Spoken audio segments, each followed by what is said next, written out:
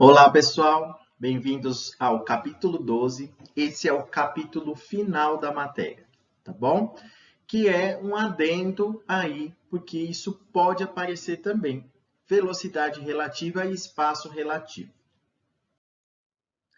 Bom, quando dois móveis se movem com certa velocidade média, podemos comparar essas duas velocidades. Dessa maneira, a gente pode calcular a velocidade relativa entre esses dois móveis. E como funciona a velocidade relativa?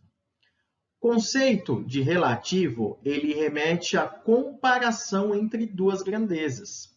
Então, no caso da velocidade relativa, a gente vai estabelecer uma comparação entre as velocidades dos dois móveis, tá bom?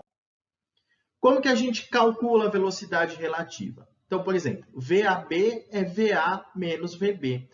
Isso significa que eu quero saber a velocidade relativa do móvel A em relação à do móvel B. Então, VAB é VA menos VB. Então, por exemplo, determine a velocidade relativa do móvel A em relação ao móvel B. Então, eu quero saber a velocidade do A em relação, em comparação com a do B. Então, eu vou fazer assim. VAB igual a VA menos VB, que vai ficar 10 menos 5. Por que menos 5? Porque está no sentido contrário, tá bom? Então, vai ficar 10 mais 5, que é 15. Então, a velocidade relativa do A em relação ao B é de 15 metros por segundo. E se eu quiser fazer o contrário, a velocidade relativa do B em relação ao A? É só fazer VB menos VA. Bom, e o espaço relativo?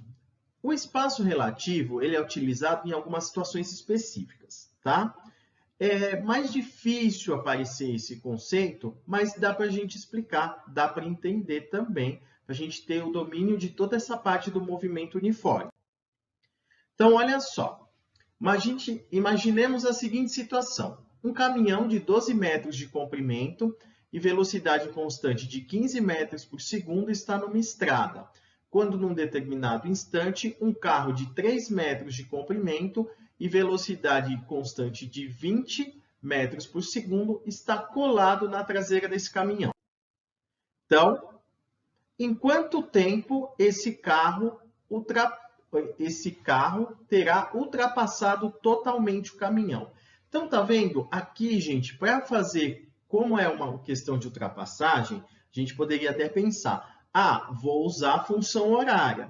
Só que tem um problema, eu não tenho as posições finais e iniciais, tá? Então, aí a gente vai fazer por velocidade relativa. Eu fiz um desenho aqui, um esqueminha, representando o caminhão e o carro. Ambos estão indo no mesmo sentido, tá? Então, como que a gente vai fazer? Eu vou fazer, como o carro é mais rápido, eu vou fazer VBA, a velocidade do carro menos a velocidade do caminhão. Então, vai ficar VBA igual a ΔS de BA, que é o espaço relativo do B em relação ao A, que nada mais é do que o tamanho do carro mais o tamanho do caminhão. Tudo bem? Então, vamos fazer a velocidade relativa do B em relação ao A. 20 menos 15. ΔS relativo é o espaço do caminhão, é o tamanho do caminhão, mais o tamanho do carro. Porque para o carro ultrapassar, ele tem que passar todo o caminhão mais o tamanho do próprio carro. Então, é o tamanho do caminhão mais o tamanho do carro. 12 mais 3, 15.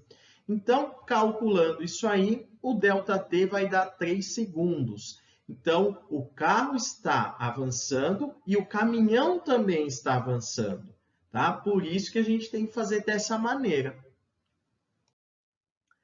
Se a gente quisesse saber o deslocamento do carro, aí era só fazer a velocidade do carro, V igual a ΔS sobre ΔT. Se eu quisesse saber qual a distância que o caminhão percorreu, é só fazer a velocidade do caminhão igual a ΔS sobre ΔT. A gente teria dois ΔS diferentes, porque O carro tem que percorrer uma distância maior do que o caminhão para ele ultrapassar o próprio caminhão.